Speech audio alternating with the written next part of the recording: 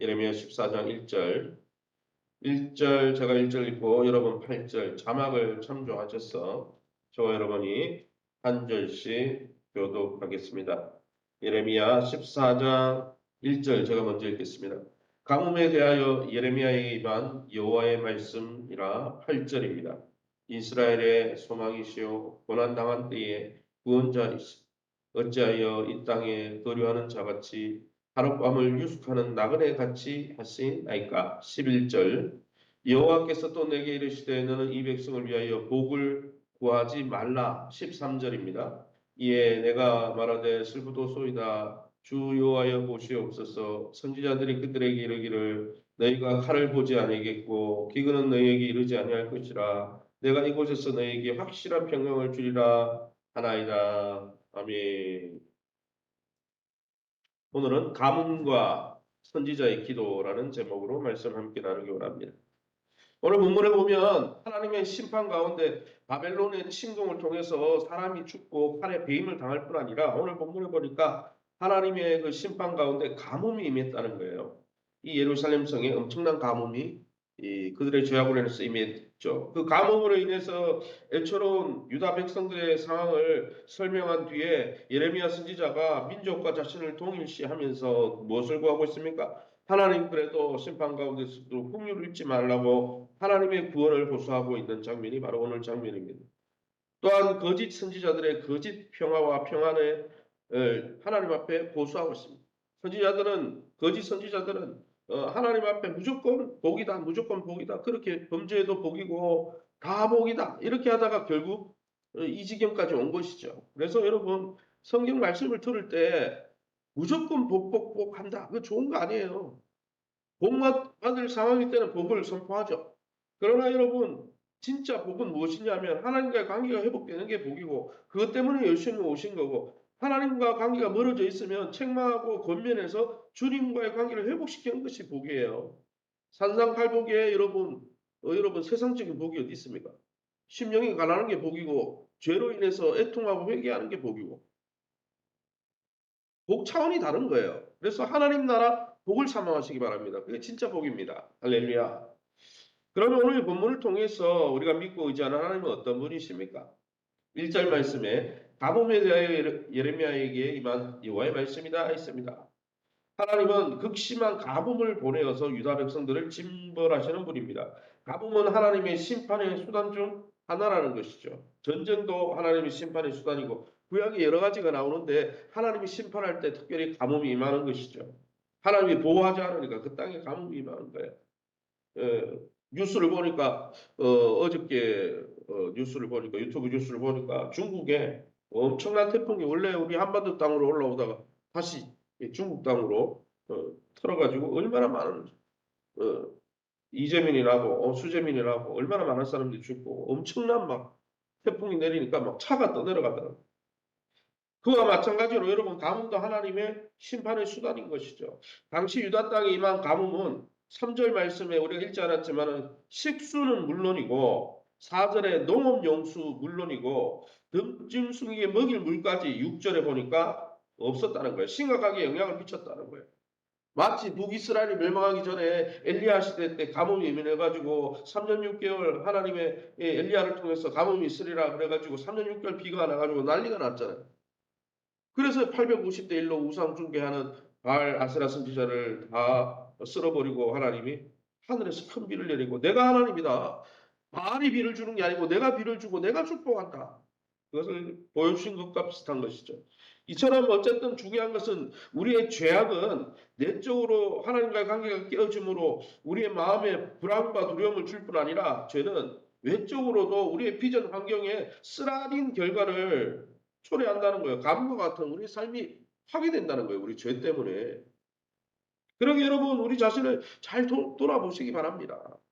우리의 삶 속에 고난이 있고 남모르는 아픔이 있다. 그게 혹시 하나님과의 관계가 깨어졌기 때문에 일어난 일은 아닌가? 다 그런 건 아니지만 욥의 고난은 그런 건 아니었죠. 그러나 여러분 많은 고난 중에 하나님이 우리의 징계의 수단으로 그렇게 사용하신다는데 여러분 우리 자신을 돌아보고 성찰하고 주님께 돌아가시기 바랍니다. 8절 말씀입니다. 이스라엘의 소망이시오 고난당한 때 구원자시여 어찌하여 이 땅에서 거류하는 자같이 하룻밤을 유숙하는 나그네 같이 하시나이까. 무슨 말입니까?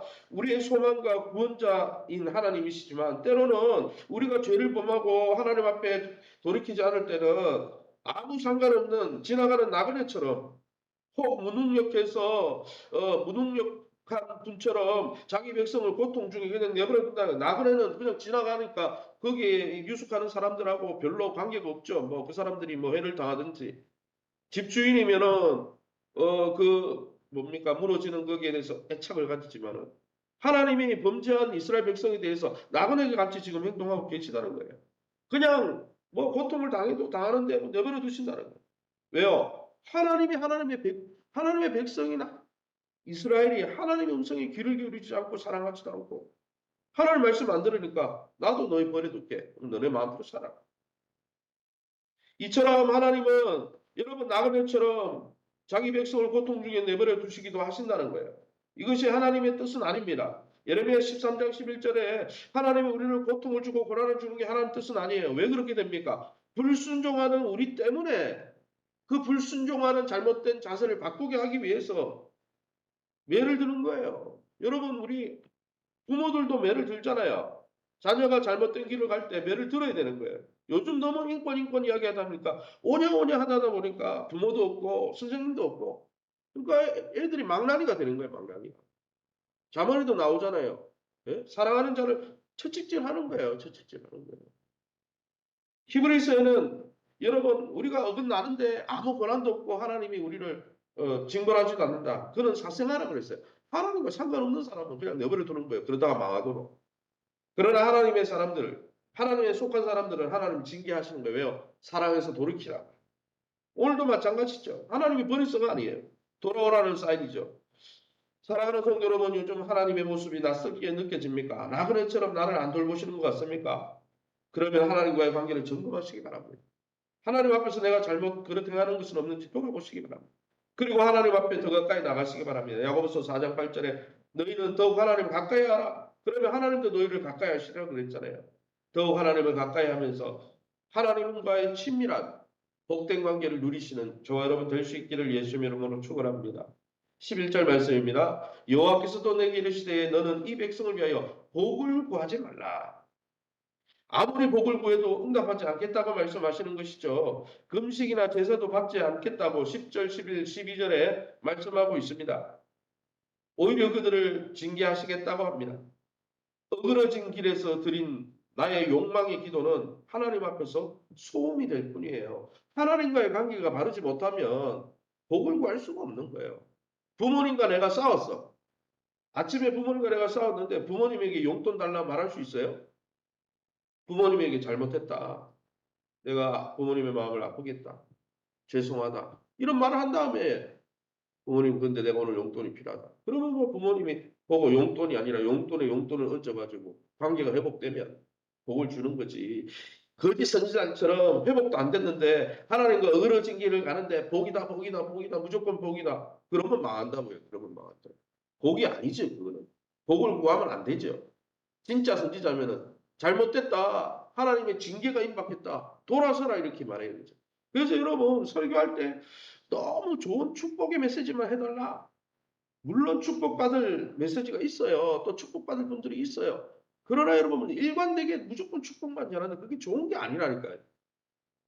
말씀을 통해 책망이 임하고 말씀을 통해 약간 징계가 임하고 그런 말씀이 내 가슴을 푹푹 찌르는 것 같고 그거는요 설교자가 일부러 표적으로 설교하는 게 아니에요. 성령께서 그날 그 본문을 통해서 여러분에게 말씀하시는 거예요. 그걸 들어야 되죠. 그걸 듣고 받아들이면 내가 살아나는 거예요. 내가 진짜 복이 되는 거예요. 그럼 오늘 본문을 통해서 우리에게 주시는 교훈이 무엇입니까? 13절이죠. 이에 내가 말하되 슬프도소이다 주여하여 보시옵소서. 선지자들이 이 선지자들은 거짓 선지자들을 얘기합니다. 거짓 선지자들이 그들에게 이스라엘 백성에게 이르기를 너희가 칼을 보지 않겠고 전쟁 없다. 기근은 너희에게 이르지 아니할 것이다. 그렇게 계속하면 된다. 내가 이곳에서 너희에게 확실한 평강을 주리라. 복을 주리라 하였나이다. 거짓 선지자들이 잘못 가는데도 깨우치지 않고 돌이키지 않고 심판의 메시지를 가리우는 거짓 선지자들의 가짜 메시지를 들으며 진짜 선지자인 진짜가 나타났다 그러잖아요. 참 선지자인 예레미야가 통곡을 하고 있는 것입니다. 바로 우리 시대를 향한 통곡입니다. 하나님의 마음보다 사람의 마음을 기쁘게 하는 설교. 여러분, 하나님보다 사람의 마음을 기쁘게 하는 설교 듣기는 좋죠. 그럼 망하는 설교입니다. 자기 죄에 눈 감게 만드는 설교, 사람들의 마음을 사로잡으려고 하는 그런 거짓 선지자들. 거짓 선지자들은 어떻게든 사람들의 마음을 이렇게 해가지고 자기한테 헌신하게 만들려고, 하나님께 헌신하게 만드는 게 아니고, 하나님께 헌신하게 하려면 하나님과 관계를 회복시키는 설교를 해야지.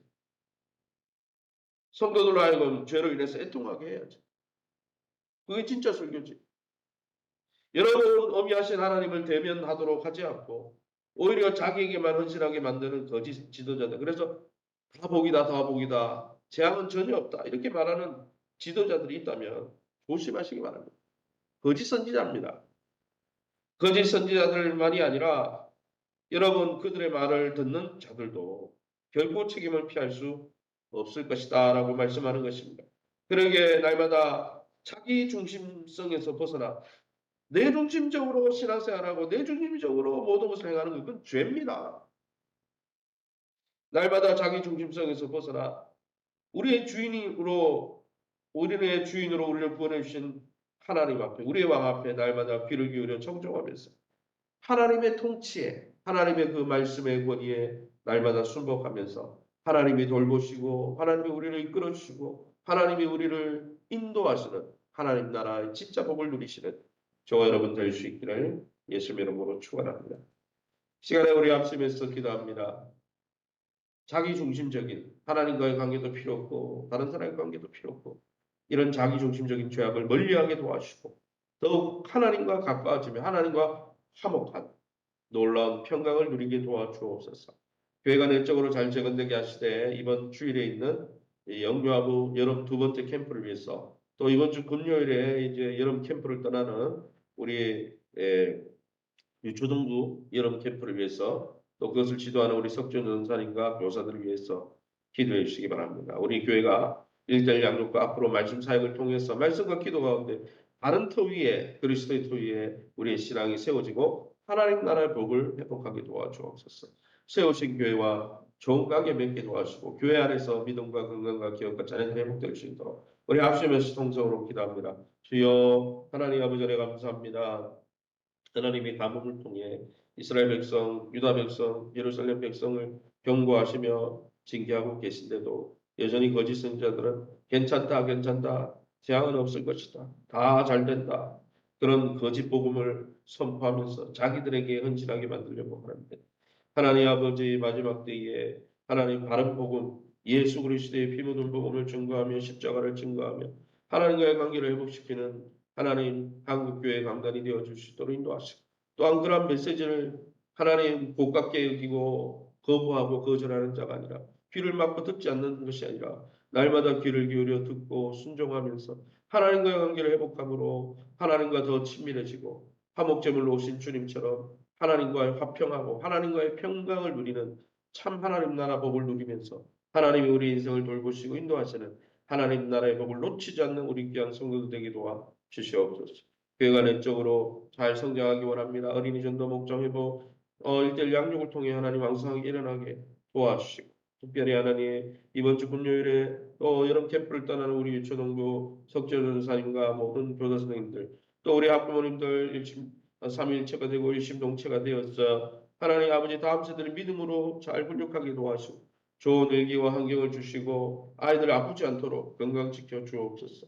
이번 주일에 있는 우리 영유아부 두 번째 여름 캠프 가운데 하나님 복을 주시고 우리 거의 10명에 가까운 우리 또 영아들이 믿음 가운데 쑥쑥 자라게 도와주시고 그 부모들에게 지혜를 주셔서 다음 세대 가운데 믿음의 세대로 다윗과 같이 다니엘과 같이 요셉과 같이 믿음으로 양육하는 양육의 지혜를 허락하여 주옵소서.